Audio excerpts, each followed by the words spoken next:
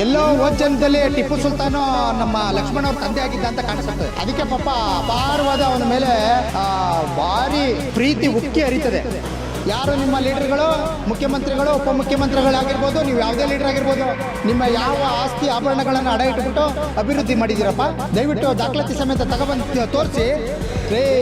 ಮಹಾರಾಜರು ಒಡವೆನಿಟ್ಟಿರೋದು ಅವ್ರ ಸ್ವಂತ ಆಸ್ತಿ, ತೆರಿಗೆ ಹಣದಿಂದ ಖರೀದಿ ಮಾಡಿದಂಥ ಒಡವೆ ಅಲ್ಲ ಅದು. ನಮ್ಮ ಪ್ರತಾಪ್ ಸಿಂಹ ಅವರು ಹೇಳಿದ್ರಲ್ಲಪ್ಪ, ಅನಿಲ್ ಲಾಡ್ ಅವ್ರನ್ನ ಕೂರಿಸಿ, ನಿಮ್ಮ ಯಾರ್ಯಾರು ರಾಜಕಾರಣಿಗಳ ಬಗ್ಗೆ ಸವಾಲು ಹಾಕಿದಾರಲ್ಲ ಅವ್ರನ್ನೆಲ್ಲ ಕೂರಿಸಿ ಒಂದು ಚಾಲೆಂಜ್ ಅಂತ ಕೇಳಿದಿರಲ್ಲ, ಆ ಚಾಲೆಂಜ್ಗೆ ನೀನು ಏನಾರು ಒಂದು ಅವ್ರನ್ನ ಕೂರಿಸುವಂಥ ಕೆಲಸ ಮಾಡ್ತಾ ಇದೆಯಾ? ಬಹಿರಂಗ ಸವಾಲು ಹಾಕಿದಾರಲ್ಲ, ಆ ಸವಾಲ್ ಬಗ್ಗೆ ಮಾತಾಡಪ್ಪ, ಕರ್ಕೊಬಂದು ಕೂರಿಸು. ಅವ್ರಿಗೆ ಮೋಸ್ಟ್ಲಿ ಎಲ್ಲೋ ಜನ್ಮದಲ್ಲಿ ಟಿಪ್ಪು ಸುಲ್ತಾನು ನಮ್ಮ ಲಕ್ಷ್ಮಣ ಅವ್ರ ತಂದೆ ಆಗಿದ್ದ ಅಂತ ಕಾಣಿಸುತ್ತದೆ. ಅದಕ್ಕೆ ಪಾಪ ಅಪಾರವಾದ ಅವನ ಮೇಲೆ ಭಾರಿ ಪ್ರೀತಿ ಉಕ್ಕಿ ಹರಿತದೆ. ಅಲ್ಲ ಸ್ವಾಮಿ, ಅಡಿಗಲ್ಲು ಹಾಕಿರೋ ವಿಚಾರನ ಟಿಪ್ಪು ಸುಲ್ತಾನ್ ಮಾತಾಡ್ತಾ ಇದೆಯಲ್ಲ ನೀನು, ರಾಜರು ಕೊಟ್ಟಿದ್ದ ಕೊಡುಗೆ ಏನೂ ಇಲ್ವಾ? ಅದನ್ನು ಮಾತಾಡಬೇಕಾಗಿತ್ತು. ಅಡಿಗಲ್ಲು ಹಾಕಿದ್ದೇನ್ರಿ ತಪ್ಪು, ಹೇಳ್ಬಿಟ್ಟಿದ್ದೇನ್ರಿ ತಪ್ಪು? ತಪ್ಪಲ್ಲಪ್ಪ, ನೀನು ಏನು ಬೇಕಾದ್ರೂ ಬೊಗಳ್ತೀಯ, ಆದರೆ ನೀನು ಎಲ್ಲ ಬೊಗಳೋದನ್ನೆಲ್ಲ ಕೇಳಿಸ್ಕೊಳಕ್ಕಾಗಲ್ಲ. ರಾಜ್ಯದ ಜನತೆಗೆ ನೀನೇನಾದ್ರು ಮಾಹಿತಿ ಕೊಡಬೇಕು ಅಂತ ಹೇಳಿದ್ರೆ ಅದಕ್ಕೆ ದಾಖಲಾತಿಗಳಿರಬೇಕು. ದಾಖಲಾತಿಗಳಿಲ್ದೇ ತಪ್ಪು ಸಂದೇಶನ ಕೊಟ್ಟು ಜನಗಳನ್ನು ನೀನೆಲ್ಲೋ ದಿಕ್ಕು ತಪ್ಪಿಸುವಂಥ ಕೆಲಸ ಮಾಡಬಾರ್ದು. ಗೊತ್ತಿರಲಿ, ಮಹಾರಾಜರು ಯಾವುದೋ ಟ್ಯಾಕ್ಸ್ನ ತಗೊಂಡು ಆಮೇಲೆ ಎಲ್ಲ ಅಭಿವೃದ್ಧಿ ಮಾಡಿರೋದು ಏನೋ ಅವ್ರ ಮನೆಯಿಂದ ತಂದಿಲ್ಲ ಅಂದಲ್ಲ, ನೀನೇ ನಿಮ್ಮ ಅಪ್ಪನ ಮನೆಯಿಂದ ತಂದಿದ್ಯಾ? ನಿಮ್ಮ ಸರ್ಕಾರ ನಿಮ್ಮ ಅಪ್ಪನ ಮನೆಯಿಂದ ತಂದು ಮಾಡ್ತಾಯಿದ್ಯಾ? ಯಾರು ನಿಮ್ಮ ಲೀಡರ್ಗಳು, ಮುಖ್ಯಮಂತ್ರಿಗಳು, ಉಪಮುಖ್ಯಮಂತ್ರಿಗಳಾಗಿರ್ಬೋದು, ನೀವು ಯಾವುದೇ ಲೀಡರ್ ಆಗಿರ್ಬೋದು, ನಿಮ್ಮ ಯಾವ ಆಸ್ತಿ ಆಭರಣಗಳನ್ನು ಅಡ ಇಟ್ಬಿಟ್ಟು ಅಭಿವೃದ್ಧಿ ಮಾಡಿದ್ದೀರಪ್ಪ, ದಯವಿಟ್ಟು ದಾಖಲಾತಿ ಸಮೇತ ತಗೊಬಂದು ತೋರಿಸಿ. ಮಹಾರಾಜರು ಒಡವೆನಿಟ್ಟಿರೋದು ಅವ್ರ ಸ್ವಂತ ಆಸ್ತಿ, ತೆರಿಗೆ ಹಣದಿಂದ ಖರೀದಿ ಮಾಡಿದಂಥ ಒಡವೆ ಅಲ್ಲ ಅದು.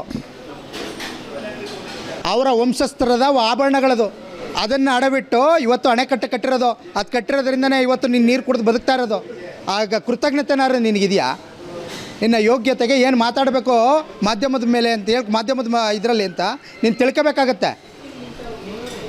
ಏನು ನಿನಗೆ ಮೈಕ್ ಹಿಡಿದ ತಕ್ಷಣ ನಿನಗೆ ಏನು ಬಿ ಜೆ ಪಿಯವ್ರು ಬಿಟ್ರೆ ಇನ್ಯಾರು ಕಾಣಿಸಲ್ವಪ್ಪ? ಇನ್ಯಾರು ಕಾಣಿಸಲ್ವ ನಿನಗೆ? ಬಿ ಜೆ ಪಿಯವ್ರ ಬಗ್ಗೆ ಮಾತ್ರ ಮಾತಾಡೋಕ್ಕೆ ಏನು ರೋಷಾವೇಶದಿಂದ ಬಂದ್ಬಿಡ್ತೀಯಲ್ಲ. ಆಮೇಲೆ ಏನೋ ಹೇಳಿದ್ಯಾ, ಮುತ್ತಿಗೆ ಆಗ್ತಂಥ ಸಂದರ್ಭದಲ್ಲಿ ಹೆಚ್ಚು ಕಮ್ಮಿ ಆಗ್ಬಿಟ್ರೆ ಅಂತ. ಮನೆ ಮಂದಿನೆಲ್ಲ ಮನೇಲಿ ಬಿಟ್ಬಿಟ್ಟು ನೀನೆಲ್ಲ ದೋಸೆ ತಿಂತ ಕೂತಿರ್ತೀಯ. ನೀನು ಯಾವುದಕ್ಕೂ ಸಿಗಾಕಳ. ನೀನು ಹೇಳಿಕೆ ಕೊಟ್ಬಿಟ್ಟು ಫಲಾನೆ ಆಗೋವಂಥ ವ್ಯಕ್ತಿ ನೀನು. ಇವತ್ತವರೆಗೂ ಯಾವುದಾದ್ರು ಒಂದು ದಾಖಲಾತಿ ಇಟ್ಕೊಂಡು ಚಾಲೆಂಜಿಗೆ ನಮ್ಮ ಪ್ರತಾಪ್ ಸಿಂಹ ಅವರು ಹೇಳಿದಾರಲ್ಲಪ್ಪ, ಅನಿಲ್ ಲಾಡ್ ಅವ್ರನ್ನ ಕೂರಿಸಿ, ನಿಮ್ಮ ಯಾರ್ಯಾರು ರಾಜಕಾರಣಿಗಳ ಬಗ್ಗೆ ಸವಾಲು ಹಾಕಿದಾರಲ್ಲ ಅವ್ರನ್ನೆಲ್ಲ ಕೂರಿಸಿ ಒಂದು ಚಾಲೆಂಜ್ ಅಂತ ಕೇಳಿದಾರಲ್ಲ, ಆ ಚಾಲೆಂಜಿಗೆ ನೀನು ಏನಾರು ಒಂದು ಅವ್ರನ್ನ ಕೂರಿಸುವಂಥ ಕೆಲಸ ಮಾಡ್ತಾಯಿದ್ಯಾ?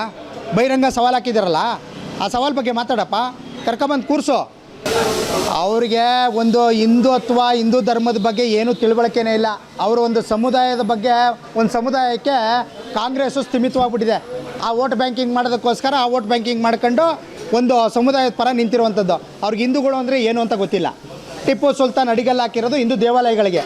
ಅದನ್ನು ಹೇಳಿ ಅಲ್ಲಪ್ಪ, ಶ್ರೀರಂಗಪಟ್ಟಣದಲ್ಲಿ ಇದೆಯಲ್ಲ ಮಸೀದಿ, ಅದರೊಳಗೋಗಿ ನೋಡಿದ್ಯಾ ನೀನು? ಹೋಗಿ ನೋಡು. ಒಂದು ಆಂಜನೇಯ ಸ್ವಾಮಿ ದೇವಸ್ಥಾನನ ಮಸೀದಿನಾಗಿ ಪರಿವರ್ತನೆ ಮಾಡಿದ್ರಲ್ಲ, ಅದನ್ನು ಸ್ವಲ್ಪ ಹೋಗಿ ತೋರಿಸು. ನಿನಗೆ ತಾಕತ್ತಿದ್ರೆ ಆ ಮಸೀದಿ ಒಳಗಡೆ ಮಾಧ್ಯಮದವ್ರನ್ನ ಕರ್ಕೊಂಡು ಅಲ್ಲಿ ಒಳಗಿರುವಂಥ ಪ್ರತಿಯೊಂದು ಸಾಕ್ಷ್ಯಾಧಾರಗಳನ್ನು ನೀನು ಮುಂದೆ ಇಟ್ಟು ಆಮೇಲೆ ಟಿಪ್ಪು ಸುಲ್ತಾನ್ ಬಗ್ಗೆ ಮಾತಾಡು. ನಿನ್ನ ಓದು ಜನ್ಮದ ತಂದೆ ಆಗಿದ್ದರೆ ನೀನು ಅದನ್ನು ಬಹಿರಂಗವಾಗಿ ಹೇಳು. ಅದನ್ನು ಬಿಟ್ಬಿಟ್ಟು ಮಾಧ್ಯಮದ ಮುಖಾಂತರ ಬಂದು ನಮ್ಮ ಬಿ ಜೆ ಪಿ ಮುಖಂಡರುಗಳ ಬಗ್ಗೆ, ನಮ್ಮ ಸಂಸದರುಗಳ ಬಗ್ಗೆ ಏನಾದ್ರು ನೀನು ಮಾತಾಡಿದ್ರೆ ಮುಂದಿನ ದಿನಗಳಲ್ಲಿ ದೊಡ್ಡ ಹೋರಾಟವನ್ನು ನಡೆಸಬೇಕಾಗ್ತದೆ. ತಿಳ್ಕೊ. ಏನಾದರೂ ಇವತ್ತು ಮುಂದಿನ ದಿನಗಳಲ್ಲಿ ಕಾಂಗ್ರೆಸ್ ಗೌರವ ಉಳ್ಕೋಬೇಕು ಅಂತಂದರೆ ಫಸ್ಟು ಸ್ವಾಮಿ ತಮಗೆ ಕಳಕಳಿಯ ಮನವಿ ಮಾಡ್ತಾಯಿದ್ದೀನಿ, ಈ ಲಕ್ಷ್ಮಣ್ ಅನ್ನೋ ವ್ಯಕ್ತಿನ ಇವನ್ನ ಉಚ್ಚಾಟನೆ ಮಾಡಿ ಫಸ್ಟು ಪಕ್ಷದಿಂದ. ಇವನ್ನ ದೂರ ಅಟ್ಟದಷ್ಟು ನಿಮ್ಮ ಕಾಂಗ್ರೆಸ್ ಮರ್ಯಾದೆ ಉಳ್ಕೋತದೆ ಅಂತೇಳಿ ನಿಮ್ಮದು ಮಾಧ್ಯಮದ ಮುಖಾಂತರ ಅವ್ರಿಗೆ ತಿಳಿಸ್ತಾ ಇದ್ದೀನಿ.